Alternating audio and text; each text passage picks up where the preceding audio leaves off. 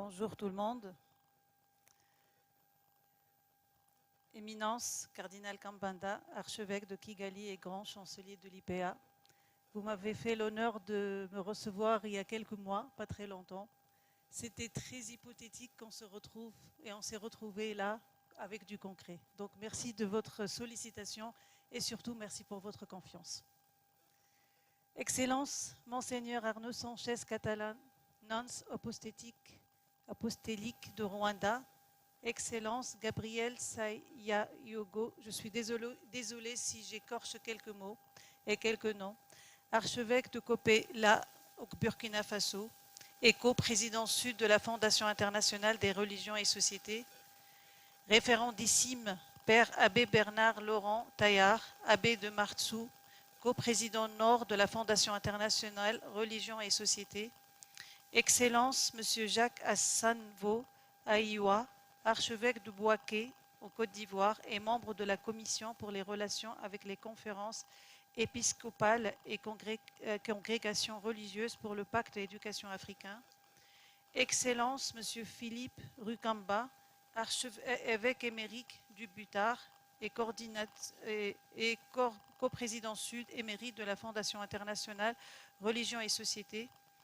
Excellence, Messieurs, et Monseigneur, évêque du Rwanda, Monsieur le directeur du Rwanda Education Board, représentant personnel du ministre de l'Éducation du Rwanda, Monsieur le professeur Jean-Paul Gant, avec qui on a beaucoup discuté et qu'on a beaucoup ennuyé aussi, secrétaire général de la Fondation internationale Religions et Sociétés et coordinateur de l'Institut Pacte Éducation africain, révérend père, révérende sœur, coordinateur du pacte éducatif africain, au sein des conférences épiscopales du Burundi, du Rwanda, de la République démocratique du Congo, du Mali, du Burkina Faso, Niger, de la Côte d'Ivoire, de la République centrafricaine du Cameroun, Messieurs les abbés recteurs des universités du Rwanda, Messieurs les professeurs des universités partenaires de l'Institut Pacte éducatif africain, Messieurs les abbés chargés de l'éducation catholique du Rwanda, Mesdames et Messieurs, distingués invités dans vos titres, grades et qualités. Je peux prendre le soupir maintenant et commencer. Jean-Paul, tout à l'heure, il a présenté l'IPA. Je n'avais pas prévu carrément de présenter l'IFEF, mais ce serait intéressant que je vous présente un tout petit peu l'IFEF, comme ça vous comprenez un peu toute la complémentarité qu'on peut faire entre l'IPA et l'IFEF. Donc l'Institut de la francophonie pour l'éducation et la formation, IFEF, est un organe de l'Organisation internationale de la francophonie, l'OIF, qui est basée à Paris, et l'IFEF, nous sommes basés à Dakar depuis maintenant 8 ans. Sauf que nos programmes sont un peu plus vieux que nous, donc ils viennent avec nous depuis Paris. Donc on a des programmes de 15, 14 ans. Qui sont les programmes à l'IFEF? Nous travaillons sur la formation des enseignants, ce qu'on appelle les maîtres, et tout le personnel d'encadrement. Donc on a un programme IFADEM, Initiative pour la formation à distance des maîtres, où on forme les maîtres, on forme les enseignants du collège également, les directeurs des écoles et tout le personnel d'encadrement. C'est un programme qui existe depuis à peu près 16 ans. On est présent dans 16 pays. Et les pays qui ont été évoqués maintenant, dans vos pays, nous sommes également présents. Nous avons aussi un programme qui est École et langue nationale, où nous travaillons sur l'amélioration des premiers apprentissages en utilisant les langues nationales, sans oublier le français. Donc, on travaille avec les enfants pour avoir du biplurilinguisme, la langue nationale avec le français, et on leur apprend à calculer, lire et écrire pour faciliter aussi que le français soit mis derrière après. Donc ça, c'est le programme Élan. Sur ce programme, nous avons codé à peu près une 50aine de langues africaines. Et quand je parle de coder, c'est outiller la langue pour qu'elle soit utilisée dans les salles de classe. Comme vous le savez tous, nos langues sont des langues de l'oral. Donc passer d'une langue à l'oral à une langue outillée est un grand travail qui a été réalisé par ce programme Élan. Et donc nous avons là tous les outils, toutes les langues que vous pouvez aussi utiliser parce qu'elles sont mises à disposition de tout le monde. Ceci étant, j'ouvre une parenthèse pour dire que tout ce que nous produisons à l'IFEF c'est des ressources éducatives libres, donc ils sont à disposition de tout le monde. Toute personne peut consulter et peut télécharger les ressources pour l'utiliser. Nous avons aussi un grand programme de formation professionnelle et technique, et je le dis toujours et je le redis, le salut de l'Afrique viendra de la formation professionnelle et technique. L'éducation est très importante, mais la formation professionnelle est aussi importante. Donc nous avons un programme de formation professionnelle et technique avec 2 volets. Un volet sur l'identification des métiers porteurs dans un pays. Ce volet porteur est accompli par une mise en place du curricula, de l'outil, et le déploiement de ça sur une formation des encadrants ou des conseillers. À côté de ce programme, parce qu'on peut former les jeunes, mais est-ce qu'ils sont vraiment insérés professionnellement? C'est ça la question que nous nous sommes posée. Donc les enfants qui sont formés, ce qu'on appelle l'école bleue, ils sont aussi, on les suit sur un outil qu'on a appelé Insert Jeune pour voir est-ce qu'ils ont été insérés professionnellement ou non, au bout de combien de temps ils ont été insérés, s'ils ont été insérés, est-ce que les connaissances qu'ils ont reçues correspondent aux compétences voulues par l'entreprise.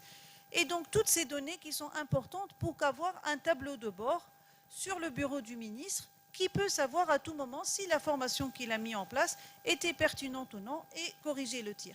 D'ailleurs, au Rwanda, on est présent et l'outil a été traduit en kirwandais. Et tout à l'heure, on a reçu le directeur de l'APF avec un appui de l'APF. Également, parmi nos programmes, nous avons un programme qui me tient beaucoup à cœur, qui est le programme pour l'éducation des filles et la formation des femmes. Sur ce programme, nous avons une formation trimestrielle qui est donnée aux enseignants. Nous avons un portail de ressources éducatives libres pour l'égalité femmes-hommes qui est disponible en ligne pour tout le monde, avec des fiches pédagogiques par matière, par thématique, par maths, par SVT et tout le reste. Et nous avons aussi une caravane qui sillonne les pays et qui introduit la notion dans les salles de classe avec les élèves et les enseignants. D'ailleurs, je viens directement du Bénin, où on avait une caravane entre le Togo et le Bénin. Le dernier programme que nous avons, qui est aussi présent au Rwanda et dans les autres pays qui sont là, le programme KIX, qui est un programme financé par le Partenariat mondial pour l'éducation, où dans ce programme-là, on fait l'échange de connaissances et de l'innovation. Un peu, voilà rapidement nos programmes. Tout ce qu'on produit, c'est des ressources éducatives libres. Tout ce qu'on fait, c'est ce qu'on a fait aujourd'hui. C'est une co-construction avec les partenaires. Et là, je vais aller dans mon discours officiel pour vous montrer, c'était juste pour ouvrir une parenthèse après ce qu'il a dit Jean-Paul, pour voir toute la complémentarité qui existe entre nos 2 instituts et ce qu'on peut faire ensemble. En fermant la parenthèse, j'ouvre une autre. Les défis dans l'éducation en Afrique sont tellement importants que si on se met tous, les instituts, les organismes internationaux, tous les ministères, on arrivera peut-être à résoudre une partie de ces défis. Donc ça aussi, peut-être aussi aujourd'hui avec vous ici, on tend la main, l'IPA et nous, mais à d'autres partenariats pour qu'on arrive à lever les défis de l'éducation. Et vous connaissez, c'est le socle d'une entreprise et d'un pays qui est florissant, qui croit à sa jeunesse. Donc nul n'est besoin ici de rappeler la contribution de l'Église catholique depuis des décennies dans le développement du secteur de l'éducation au niveau planétaire, de manière générale et en Afrique subsaharienne en particulier. J'étais aussi très impressionnée d'écouter les chiffres qui ont été précédés par mon collègue tout à l'heure. Vous me permettez donc de saluer, au nom de Madame la secrétaire générale Louise Mushikiwabo, la secrétaire générale de la francophonie, et en mon nom propre, cet engagement constant de l'Église catholique dans la promotion d'une éducation qui promeut le développement intégral de la personnalité faisant des apprenants, des citoyens à la fois compétents et attachés aux valeurs morales d'humanité, de solidarité et du vivre ensemble. Je tiens à exprimer notre profonde gratitude aux promoteurs du pacte éducatif africain pour la confiance accordée à la francophonie à travers l'Institut de la francophonie pour l'éducation et la formation, pour contribuer à ce beau projet de la de refondation par l'éducation d'une communauté éducative au service de la paix et d'une société solide et solidaire tournée vers la tolérance, la paix et le vivre ensemble. Éminence cardinal Kambanda, Excellence, distingués invités, vous le savez déjà, l'éducation est l'un des axes prioritaires de la coopération de la francophonie depuis sa création. Nous travaillons en étroite collaboration avec tous les acteurs impliqués dans la réalisation de l'agenda 2030 des Nations Unies et 2063 de l'Union africaine, en articulation avec les politiques nationales. Dans ce cadre, nous mesurons l'ampleur des défis et les enjeux d'une mutualisation des efforts et des ressources en vue d'une action concertée de tous les acteurs pour relever les défis.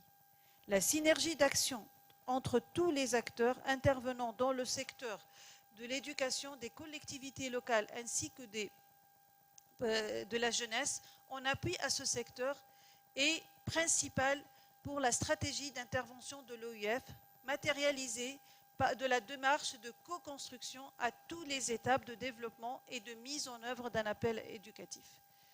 Cette démarche nous guide en faveur d'une transformation structurelle des politiques éducatives dans nos États membres. C'est donc un honneur et un plaisir pour moi de participer à cette importante étape d'identification des besoins qui regroupe des pays dans lesquels l'IFEF développe déjà des projets d'envergure à travers ses projets phares et contribue au renforcement des compétences des structures de gouvernance de ministères de l'éducation des différentes thématiques. Donc, je reprends un peu rapidement, enseignement biplurilingue, formation des enseignants, formation professionnelle, échange d'éducation et de connaissances et éducation des filles. Pour conclure, je souhaite remercier très sincèrement, collectivement et individuellement, toutes les personnes qui ont ménagé aucun effort pour sceller le partenariat entre l'IFEF et l'IPA, que je souhaite fructueux, surtout pérenne et durable. Vive la collaboration pour l'éducation aux valeurs morales, d'humanité, du vivre ensemble, et je vous remercie.